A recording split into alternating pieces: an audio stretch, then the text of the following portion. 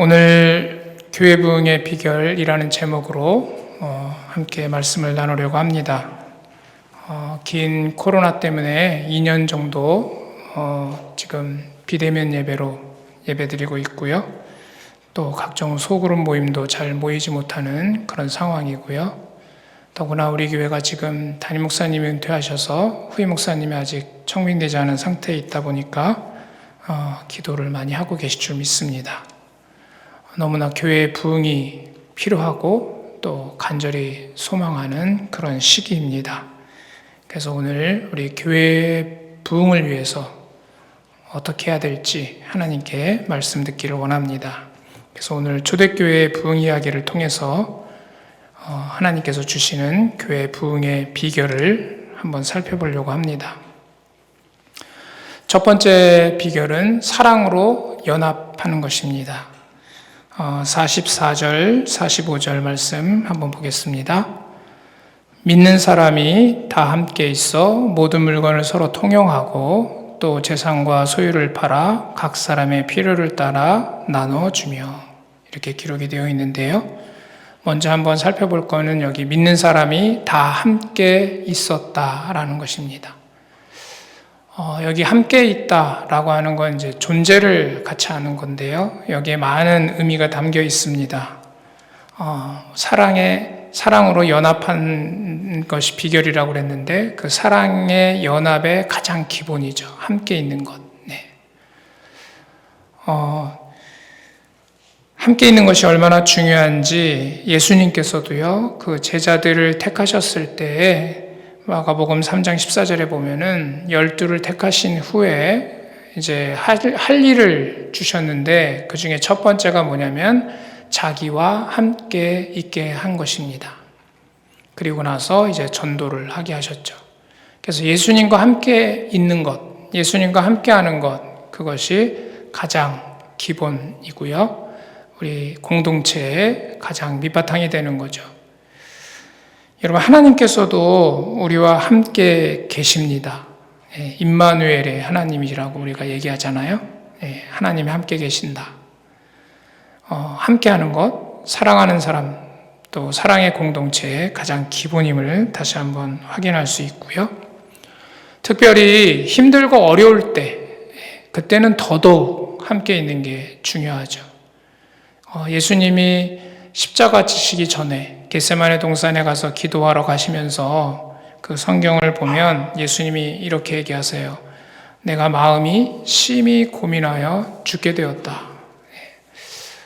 예수님의 입에서 아마 성경을 통해서 볼 때 아마 가장 힘들고 어려울 그 마음을 정말 표현한 것이죠. 정말 말 그대로 예수님은 마음이 심히 고민이 되어서 죽을 것 같은 그런 상황이었고요. 그때 예수님이 제자들을 마치 의지하는 것 같은 그런 말씀을 하세요. 예수님이시니까 아무도 의지하지 않을 것 같은데 그 예수님도 그 겟세마네 동산에 가실 때만큼은 제자들에게 부탁을 하거든요. 너희들이 나와 함께 여기에 있어서 깨어서 나와 함께 기도해 주기를 원한다. 여러분, 힘들고 어려울 때 함께 있는 사람이 있다는 것 너무나도 중요하고 너무나도 위로가 되고 힘이 되는 것이죠. 여러분, 그렇게 성도들 간에도 하나님이 함께 있게 하셨습니다. 우리 옆에 분 한번 보세요. 함께 있을 사람들이에요. 함께 있을 거죠? 초대교회 성도들도 얼마나 힘들었겠어요. 그 당시에 핍박받고 또 사람들로부터 인정받지 못하고 힘들고 어려울 그 시기에 초대교회 성도들은 오늘 말씀을 보면은 믿는 사람이 다 함께 있었다 그래요. 함께 한 거죠. 연합을 한 겁니다. 초대교회 성도들의 연합은 가장 그 절정이 뭐냐면 유무상통에 오늘 나와 있는 이 말씀, 유무상통의 삶을 실천하는 것으로 연합의 삶을 살았는데요. 유무상통의 삶이 사도행전 4장에 가면 조금 더 자세하게 나옵니다. 4장 32절로 한번 가보세요. 사도행전 4장 32절입니다.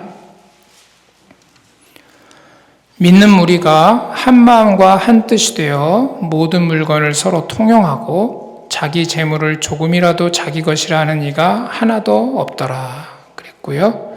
34절에 가면 그 중에 가난한 사람이 없으니 이는 밭과 집 있는 자는 팔아서 그 판 것의 값을 가져다가 사도들의 발 앞에 두매 그들이 각 사람의 필요를 따라 나누어 줌이라 이렇게 기록이 되어 있습니다. 그러니까 사람들이 자기 거를 자기 것이라 하지 않고 그거를 다 내어놓고 그것을 팔아서 그 값으로 모든 사람들이 같이 이제 쓴 거죠. 그걸 이제 우리 유무상통이라고 하는데요. 결국은 이게 사랑의 연합의 아주 절정이죠. 정말 사랑으로 똘똘 뭉친 공동체의 모습입니다. 그래서 네 것 내 것 없이 모두가 다 함께, 그래서 모든 성도들을 함께 돌보는 그런 삶을 살았던 거죠. 하나님께서는 이렇게 우리 성도들이 하나로 연합되기를 원하세요.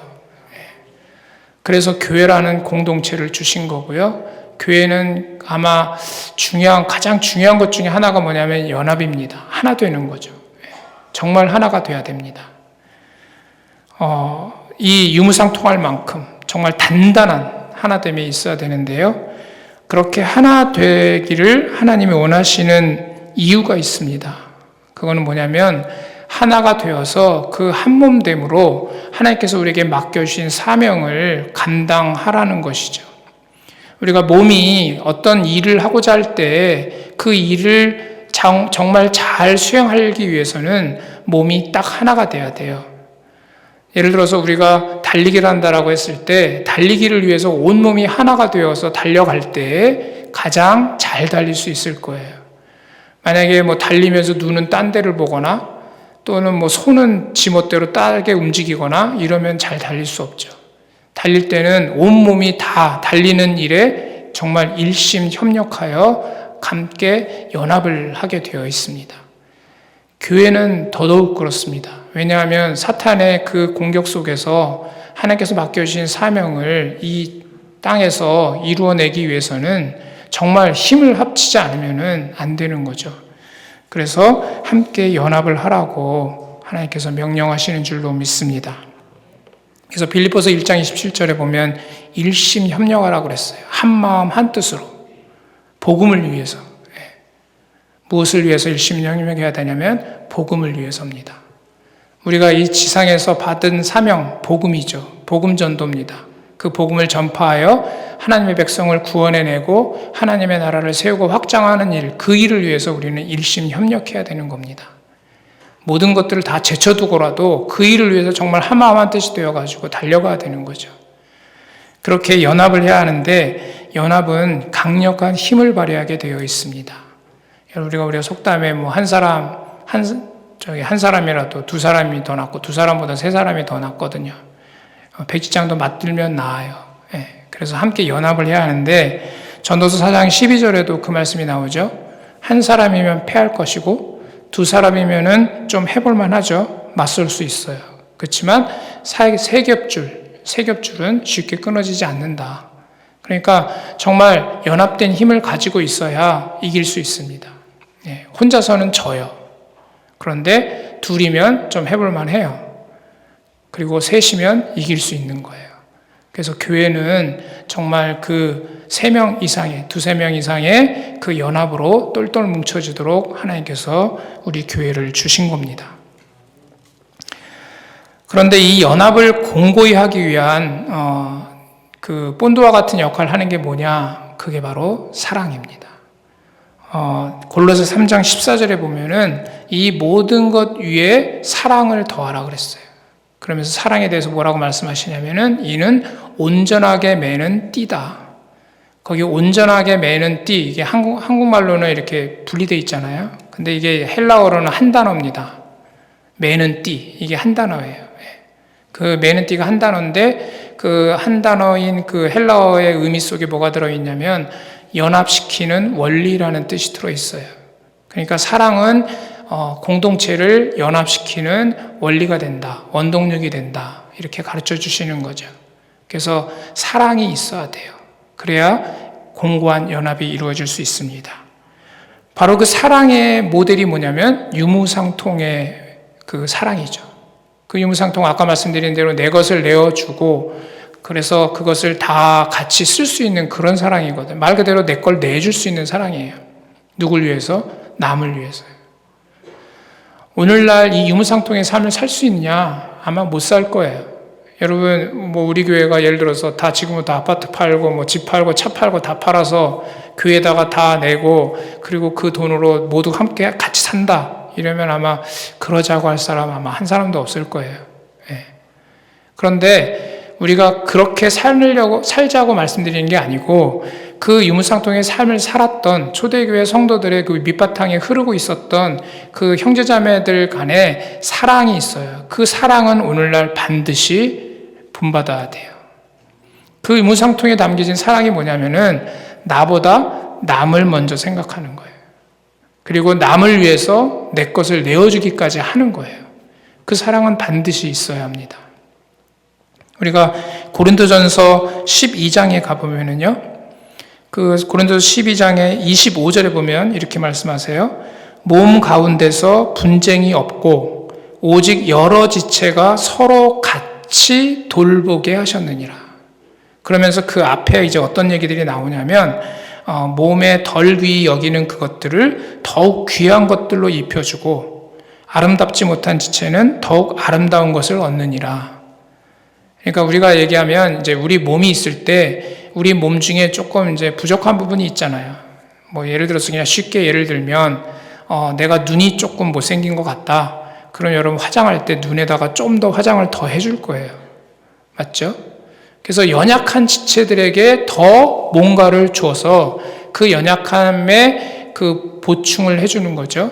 그래야만 그 연약한 지체의 연약함이 가려지고 채워져서 아까 3겹줄, 3겹줄 말씀드렸던 것처럼 3겹이 있는데 그 중에 2겹은 강하고 1겹이 약하다라고 했을 때 2겹이 해야 할 일은 뭐냐? 그 약한 1겹에 자기의 강함을 나눠줘야 되는 거예요.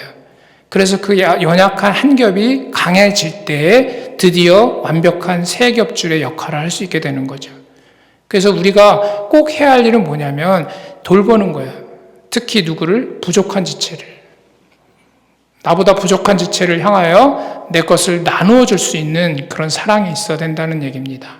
그렇게 사랑으로 연합이 될 때에 주님께서 바라시는 바와 같이 우리는 일심 협력하여 하나로 힘을 발휘해서 하나님께서 맡겨주신 사명을 감당해 나갈 줄로 믿습니다.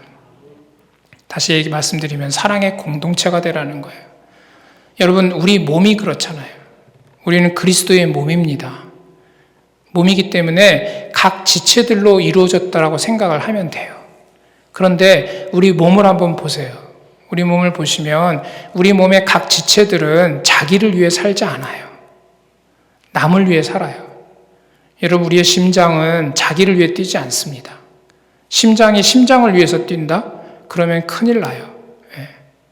왜냐하면 심장이 심장을 위해서 뛰다가 힘들면 안 뛰거든요. 난 쉬겠다. 그러면 죽는 거예요. 여러분, 위가 위를 위해서 움직이느냐? 아니에요. 심장도 그렇고 위도 그렇고 그 뛰는 이유는 온몸에 혈액을 공급해 주기 위해서입니다. 남을 위해서 살고 있는 거예요. 심장은 365일 1년 내내 죽을 때까지 심장은 다른 지체에 피를 공급하기 위해서 열심히 박동하고 있는 겁니다. 위도 마찬가지고요. 영양소를 흡수해서 다른 지체들에게 영양분을 공급해 주기 위해서 열심히 위는 쉬지 않고 움직이고 있는 거예요. 여러분, 우리도 그렇게 살아야 된다는 거죠. 나를 위해 사는 것이 아니라 다른 지체를 위해서. 다른 지체를 위해서 서로 다른 지체를 위해서 돌보고 다른 지체를 위해서 살아가는 그런 사랑의 공동체가 되어야 된다는 것이고요. 그게 바로 유무상통의 삶 속에 들어있는 사랑의 원리입니다. 우리 모두 그런 사랑으로 연합하여 살아갈 수 있는 우리들이 되기를 원합니다. 우리 옆에 분들 한번 보시고요. 당신을 위해 살겠습니다. 한번 말씀해 주세요. 네, 당신을 위해 살겠습니다. 여러분, 부부가 사랑이 지극하면 그렇게 얘기하잖아요. 난 널 위해 다 할 수 있어. 여러분, 그런 여러분이 되시기를 축원합니다. 두 번째 비결은 그 사랑을 흘려보내는 거예요. 우리끼리 서로 사랑하고 끝나는 게 아니고 그 사랑을 이제 흘려보내는 건데 47절을 한번 보세요. 47절을 보시면 하나님을 찬미하며 또 온 백성에게 칭송을 받았다 그래요. 초대교회 성도들이 온 백성한테 칭송을 받았다는 거예요. 대단하죠? 이거를 우리한테 비춰본다면 우리가 적어도 이 마포구 아현동에서는 우리 교회가 온 주민들한테 칭송을 받아야 된다 이런 얘기예요. 그러면 어떻게 과연 이 초대교회 성도들은 온 백성한테 칭송을 받았을까? 당연히 거기에 있는 유무상통의 삶, 그 속에 있는 사랑의 그 원리, 그거를 일반 주민들한테도, 백성들한테도 그대로 베풀었다는 거죠. 실제로 그걸 확인해 볼 수 있는데요. 그 로마 황제 율리아누스라고 하는 황제가 있습니다. 그 황제가 유대인들에 대해서 써놓은 글이 있어요. 그러니까 크리스천들에 대해서 써놓은 글이 있는데 그 글 속에서 이제 뭐 싫다, 안 좋다 이런 얘기가 이제 써 있는데 그 위에 이어져 있는 말 중에 이런 말이 있어요. 불경한 갈릴리인들은 이렇게 불러요. 유대인들을 향해서 갈릴리인들이라고. 근데 이제 불경하다고 써놨어요. 왜냐하면 황제를 숭상하지 않으니까 황제 입장에서는 불경한 거예요. 이 사람들이. 그러니까 기분 나쁜 거죠. 그럼에도 불구하고 뭐라고 써놨냐면 이렇게 써놨어요. 자기네 사람뿐 아니라 우리 중에 있는 가난한 사람도 돕는다. 그러니까 그 당시 크리스찬들이 자기네들끼리 돕고 사는 거로 끝난 게 아니고 우리네 사람, 그러니까 지금 로마 황제 아닙니까?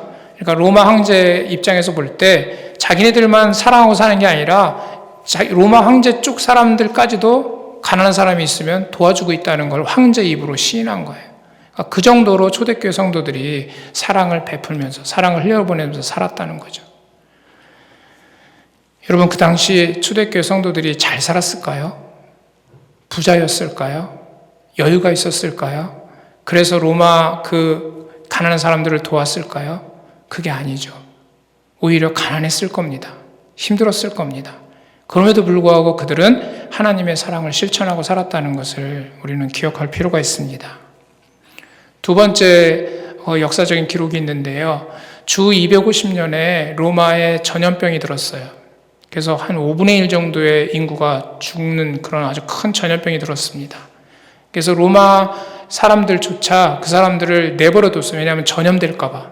그래가지고 돌보지도 않고 시체도 처리하지 않고 그냥 막 이렇게 이제 격리를 한 거죠. 스스로 자기가 전염돼서 죽을까봐 무서워가지고. 근데 그때 크리스찬들이 그 아픈 사람들을 돌보고 그들의 시체를 장사 지내주고 이런 일을 크리스찬들이 했어요. 그래서 그걸 보고 많은 로마인들이 기독교를 개종을 하는 역사가 일어났습니다. 여러분, 그렇게 사랑을 베푼 초대교회 성도들이었습니다. 오늘날 교회가 사람들로부터 칭송받지 못하고 도리어 비난의 대상이 되는 것은 아마도 이런 사랑이 우리 안에 없기 때문이 아닐까 싶습니다. 적어도 우리 아현장로교회만큼은 그런 사랑이 사람들의 눈에 비춰지고 보여져서 칭송받는 우리 교회가 될 수 있었으면 좋겠습니다. 그러면 이 사랑이 뭐냐 그러면은 희생이잖아요.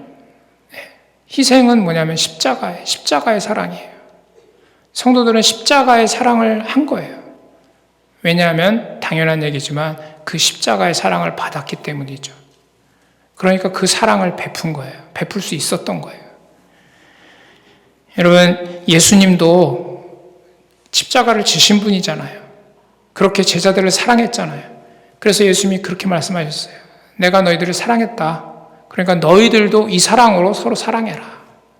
그러면서 말씀하시기를 너희들이 서로 사랑하면 사람들이 너희가 내 제자인 줄 알 것이다.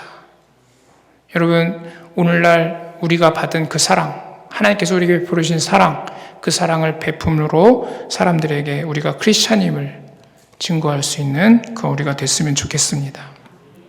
그래서 주님이 산상수훈의 교훈을 주셨잖아요. 거기서 우리가 정말 받기 힘든 말씀을 하셨죠. 오른편 뺨을 때리면 왼편 뺨도 내주고 속옷을 가두려고 하면 겉옷도 주고 오리를 억지로 가게 하면 심리까지 기꺼이 동행해라. 참 어려운 얘기입니다. 아까도 말씀드렸지만 그러기 위해서는 십자가를 져야 돼요. 십자가를 지라는 거예요. 여러분 십자가 좋아요? 싫어요? 싫잖아요. 근데도 그렇게 하라는 거예요. 그러면서 아예 못을 박으셨어요. 뭐라고 못을 박으셨냐면 48절에서 하늘에 계신 너희 아버지의 온전하신 것 같이 너희도 온전해야 된다. 엄청난 말씀을 주셨는데 이게 과연 가능할까요? 우리가 그렇게 할 수 있을까요? 우리가 그렇게 희생할 수 있을까요? 여러분 초대교회 성도들은 그렇게 살았다는 거예요. 그러면 그들은 어떻게 그렇게 살았을까? 아까도 말씀드린 것처럼 하나님의 사랑이 심령에 넘치니까 되는 거예요. 여러분 우리도 그럴 때 되는 겁니다. 하나님의 사랑이 넘칠 때 되는 거예요. 그래서 요한일서 4장 10절에서 사랑은 어딨냐? 여기 있다. 그러면서 말씀하시기를 하나님이 우리를 사랑하신 얘기를 해요. 하나님이 우리를 사랑하사 우리 죄를 속하기 위하여 화목제물로 그 아들을 보내셨다. 여러분 다 아시잖아요. 하나님이 우리를 어떻게 사랑하셨는지. 하나님이 우리를 구원하시기 위해서 그 아들 예수 그리스도를 보내셨어요. 그냥 보내신 것이 아니라 죽이라고 보내신 거예요. 죽임을 당하라고. 그 사랑을 우리한테 베풀어 주셨거든요. 그게 십자가의 사랑입니다. 그 사랑을 우리가 받았습니다. 그 사랑이 우리 심령에 부어질 때 그때 우리도 그런 사랑을 할 수 있는 사람으로 변화되는 것입니다. 그걸 알 수 있는 게 어디냐면요. 아까 사도행전 4장에서 읽었잖아요. 4장 33절을 가보세요. 유무상통의 삶에 대해서 얘기하는 그 구절에 32절에 보시면은 유무상통의 모습이 나오고 34, 35절에도 유무상통의 모습이 나와요. 그 중간에 딱 끼워놓은 말씀이 있어요. 그게 뭐냐면 33절 사도들이 큰 권능으로 주 예수의 부활을 증언하니 무리가 큰 은혜를 받아서. 그러니까 이렇게 유무상통의 삶을 살 수 있었던 이유가 뭐냐? 사도들이 주 예수의 부활을 증언을 했는데 그걸 통해서 큰 은혜를 받았다는 거예요. 여기 부활을 증언했다는 것은 복음이 들어있는 거예요. 예수님이 우리를 위해서 죽으셨다는 것, 그리고 그 죽으신 예수님이 살아나셨다는 것, 그리고 그 예수님이 승천하셔서 지금도 우리를 위하여 하나님 우편에서 우리를 중보하고 계시다는 것, 그 사실로 말미암아 큰 은혜를 받았다는 거예요. 십자가의 사랑이 부어진 거예요. 그게 너무나 감사하고 너무나 감격스럽게 되니까 기꺼이 유무상통의 삶을 살 수 있었던 것입니다. 여러분 우리가 이런 십자가의 사랑을 베푸는 삶을 살려면 우리 안에 세상 것들에 대한 미련이 사라져야 돼요. 세상 것들에 대한 미련이 있기 때문에 그리스도인들이 손가락질을 받는 거예요. 세상 사람들도 알아요. 자기들이 얼마나 세상에 매달려서 사는지. 그런데 크리스찬들은 안 그래야 된다라고 생각을 하는데 보니까 크리스찬들도 자기랑 똑같은 거예요. 세상에 대해서 미련이 있고 욕심이 있고 세상 걸 붙들고 살고 있는 거예요. 그러니까 존경할 게 없는 거예요. 여러분 우리 크리스찬들은 세상 것에 대한 미련이 없어야 됩니다. 왜냐하면 우리는 지금 여기 부활을 증언했다고 그랬잖아요. 우리에겐 부활이 있는 사람들이에요. 우리는 세상에 살 사람이 아니고 저 천국에서 살 사람이에요. 우리를 천국에서 살게 해주시려고 예수님이 죽기까지 하셨어요. 여러분 그렇기 때문에 우리는 세상 것에 대한 미련이 없어야 되는 것이고요. 없을 수 있는 거예요. 천국에 대한 소망으로 살 수 있는 사람들입니다. 그리고 우리는 뭐예요? 청직이잖아요. 하나님이 우리에게 세상 것을 주신 이유는 이거 갖고 너 잘 먹고 잘 살아라, 여기서 행복하게 살아라, 그게 아니라 이걸 가지고 내가 원하는 복음 전도의 사명을 다해라. 그러려면 저 사람들을 사랑해라. 그러려면 내가 너한테 준 거 저 사람들한테 나눠줘라. 이게 청지기의 사명이잖아요. 여러분 십자가의 사랑이 부어질 때 그 세상 것에 대한 미련이 없어지고 천국 소망이 커지고 그리고 기꺼이 내가 가지고 있는 게 내 것이 아니라 이거는 주라고 주신 거구나. 이런 청지의식이 강해지면서 기꺼이 사랑의 삶을 살게 될 수 있을 줄로 믿습니다. 여러분, 그럴 때 여러분 빈털털이 되지 않아요. 오히려 부자 돼요. 여러분, 우리가 확인했잖아요. 우리 교회 건축할 때 저는 그때 없었지만은 전에 들었어요.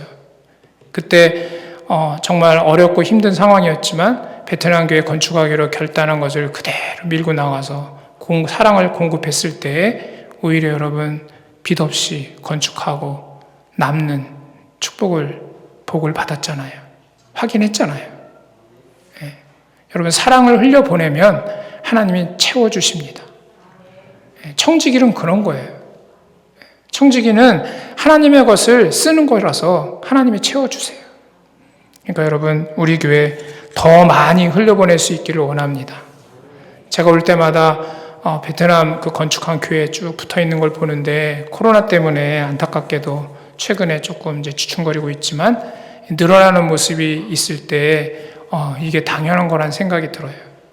여러분, 하나님이 은혜 주셔서 한 교회 세우면 더 은혜 주시니까 두세 교회 세울 수 있는 것이고, 두세 교회 세울 수 있으니까 더 주시면 이 다섯 여섯 교회 세우는 거 아닙니까?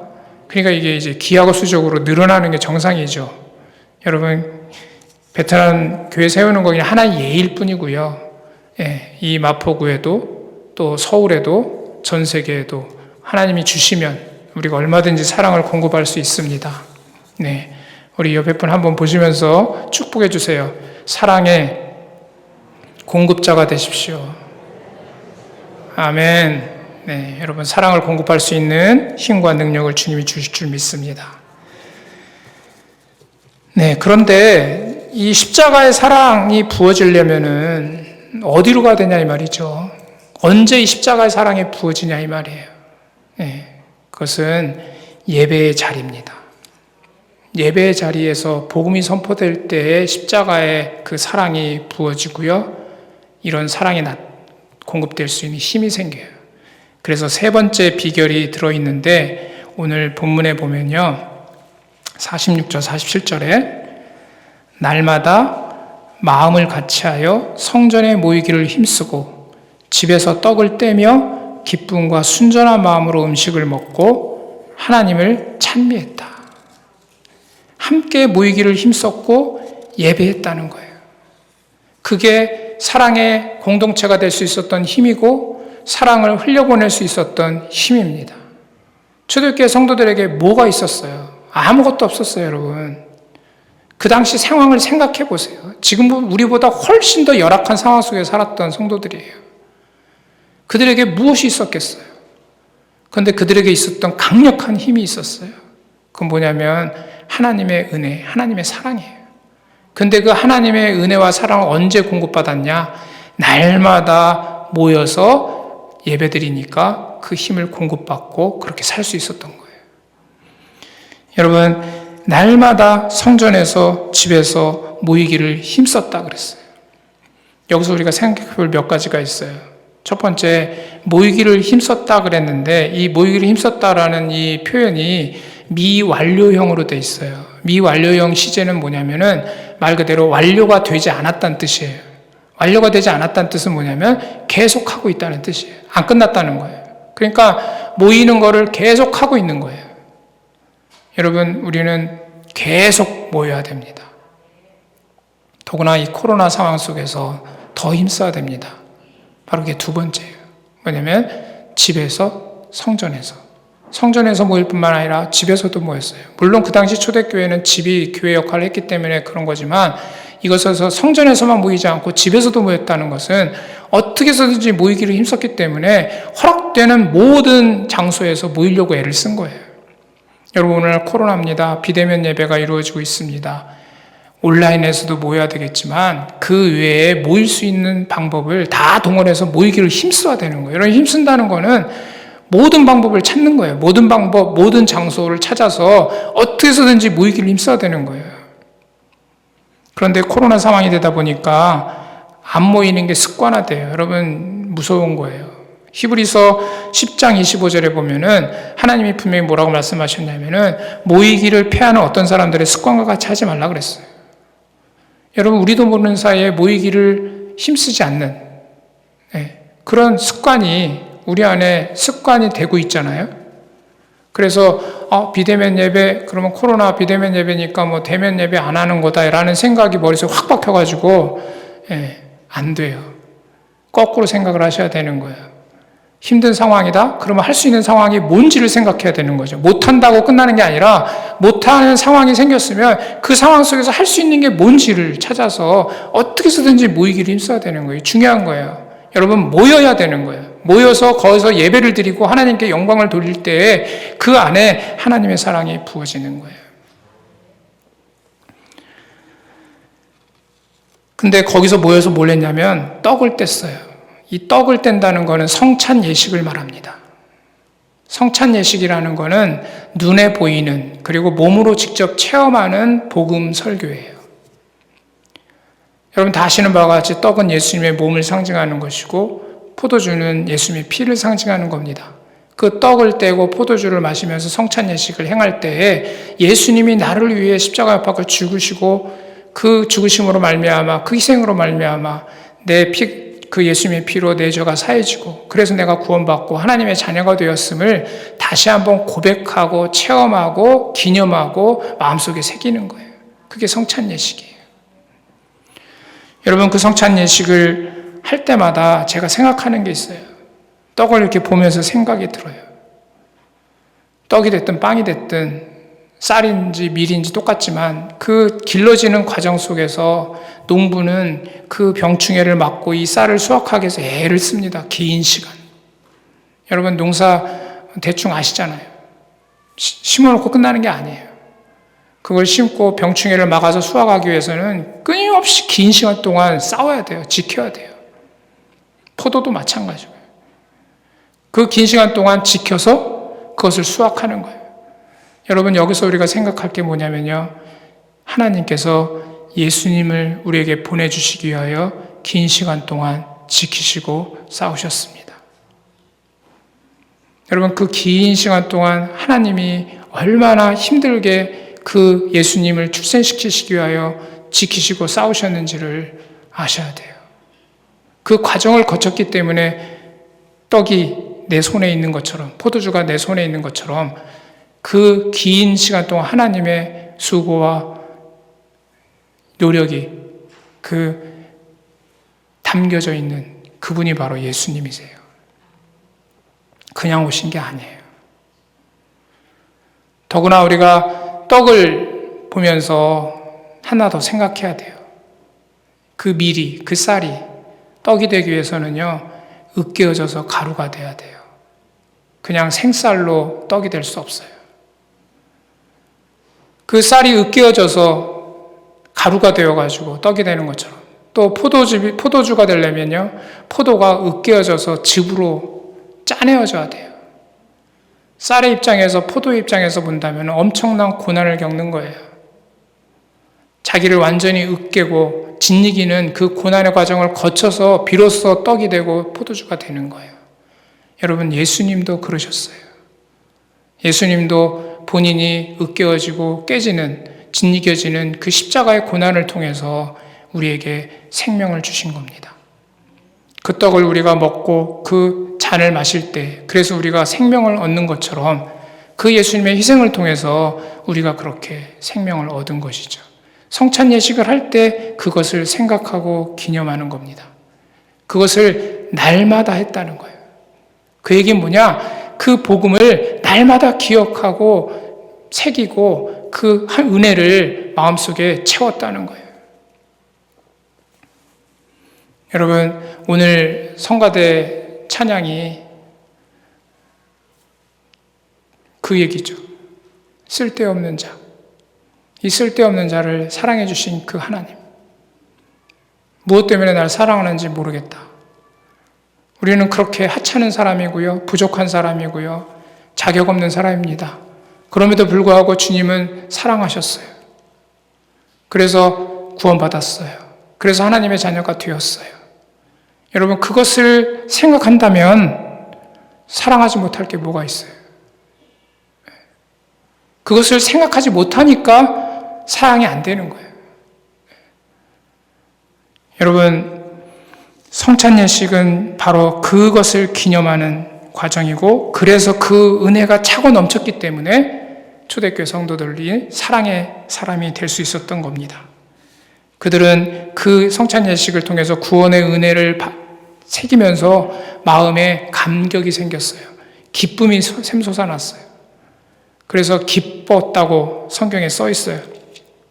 거기 46절에 보면 떡을 떼며 이어져 있는 말씀이 뭡니까? 기쁨.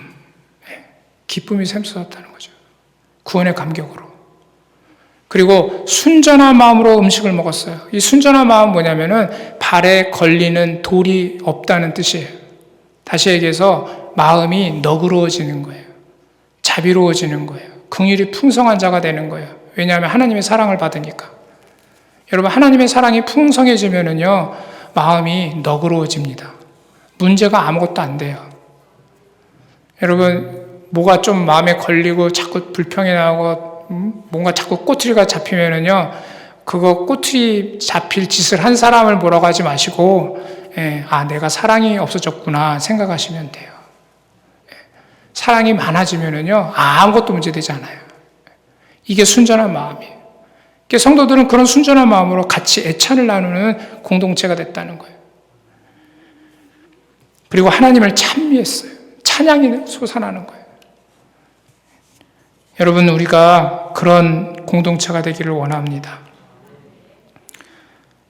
예배는 이런 힘이 있어요. 우리가 참된 예배를 드릴 때, 그 안에 복음이 선포될 때, 이렇게 우리는 구원의 감격으로 넘치게 되고요, 기쁨이 샘솟고요, 마음이 순전해지고요, 그리고 하나님을 찬미하는 그 찬양이 막 솟아나오는 겁니다. 그래서 오늘날 이 성찬 예식을 우리가 뭐 날마다 할 수는 없잖아요. 그렇지만 이것을 통해서 우리한테 교훈하시는 게 뭐냐면 복음을 날마다 기념하라는 거예요. 여러분 한번 따라서 해보세요. 복음을 잊지 말자.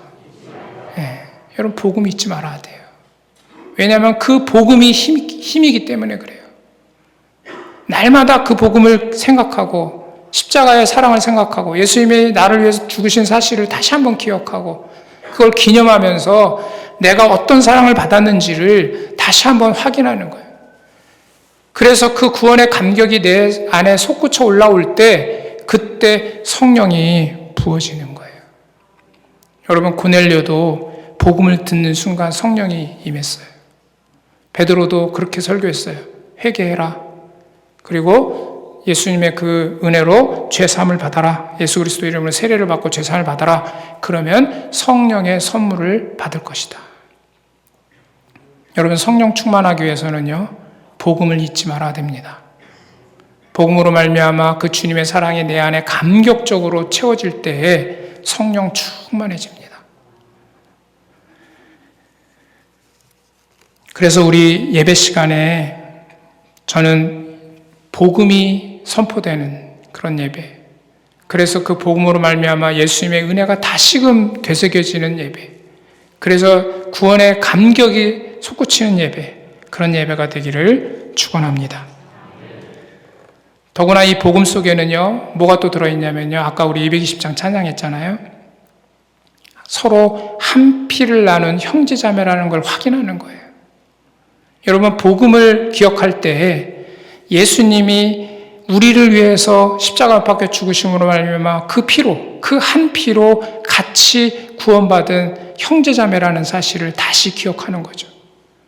여러분 옆에 분 한번 보세요. 주님이 피로 값주고 사신 형제자매입니다. 아멘. 그러니까 하나로 살 수 있는 거예요. 유무상통할 수 있는 거예요. 더 나아가서 여러분 우리만이 아니에요. 예수님이 우리만 위해서 십자가 밖에 돌아가신 게 아니거든요. 아직 구원받지 못한 하나님의 백성들 많아요. 그들을 위해서 예수님은 피 흘리셨어요. 예수님이 피 흘리셔서 그 사람도 구원하기를 원하세요. 그 사람도 사랑하셨어요. 그러니까 여러분 우리도 그를 사랑해야 되는 거예요. 그래서 복음을 기억하고 복음을 되새길 때마다 우리가 다른 사람을 사랑할 수 있는 사람이 될 수 있는 힘이 생기는 겁니다. 여러분 사실 우리는 이기적인 사람들이에요. 솔직히 그렇잖아요. 저도 이 설교 준비하면서요 집에서 이제 우리 아내하고 사는데 사랑을 실천한다는 게 쉽지 않아요. 자꾸 뭘 시켜요. 그래가지고 힘드니까 불평이 나오려고 그러는 거예요. 특히 이 말씀을 준비하고 있잖아요. 그러니까 자꾸 생각이 나는 거예요. 그러면서 깨달은 게 있어요. 그래, 그러니까 예배를 드려야 되는 거야. 예배를 통해서 복음이 계속 되새겨져야 이렇게 되는 거예요. 그러지 않고는 안 돼요, 여러분.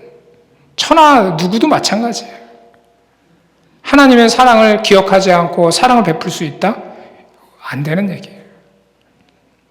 그럼 얼마나 자주 기억해야 되느냐? 수시로 기억해야죠. 왜요? 우리는 그런 사람이니까. 수시로 기억하지 않으면은 이기적으로 돌아가는 사람들이니까 날마다가 아니라 매 순간순간 그 복음이 내 안에 살아있으면 더 좋은 거예요. 그래서 여러분 그렇게 기도했으면 좋겠어요.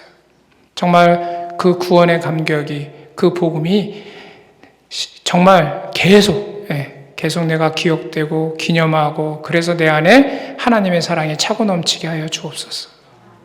그러려면 날마다가 아니라 매 순간순간 예배하는 자로 살아야 될 줄로 믿습니다. 하나님은 그렇게 우리를 예배자로 부르셨잖아요. 그래서 우리 교회가 다시 한번 복음 중심의 예배가 회복되기를 원하고요. 그래서 예수님의 십자가, 예수님의 사랑이 선포되고 그것을 기념하고 잊지 않고 새기고, 그래서 그 구원의 기쁨이 우리 안에 솟구쳐 나고, 그래서 감사가 넘쳐서 하나님을 찬양하지 않고는 못 배기고, 그래서 정말 뜨겁게 찬양할 수밖에 없는 그런 우리들로 변화되었으면 좋겠습니다. 이렇게 예배를 통해서 사랑을 공급받을 때 아까 말씀드렸던 유무상통의 연합의 삶 가능해집니다. 그리고 사랑을 흘려보내는 것 가능해집니다. 그래서 그렇게 사랑의 공동체로 살 수 있게 될 것입니다. 그리할 때에 어떤 일이 일어나냐면 47절에 보시면 그렇게 초대교회 성도들이 유무상통의 삶을 살고 사랑을 흘려보내고 그렇게 살았더니 주께서 구원받는 사람을 날마다 더하게 하셨다 그랬어요. 여러분 우리가 바라는 거잖아요. 정말 그런 역사가 우리 교회에 일어났으면 좋겠잖아요. 그러려면요 여러분 아까 말씀드린 대로 우리가 사랑의 연합, 유무상통의 삶을 사는 그런 사랑의 연합을 해야 하고 사랑을 흘려보내야 되는데, 그 힘은 어디서 얻냐? 예배를 통해서, 복음에서, 하나님의 사랑에서 공급받는 거예요. 그럴 때에 오늘 말씀대로 주님이 이제 하십니다. 그러면 이제 주님이 하시는 거예요. 뭘 하시냐? 날마다 구원받는 사람을 더하게 하시는 부흥의 역사를 일으키시는 거죠. 여러분 우리 교회가 이런 교회가 됐으면 좋겠습니다. 간절히 소망하고 기도합니다. 함께 기도하시겠습니다.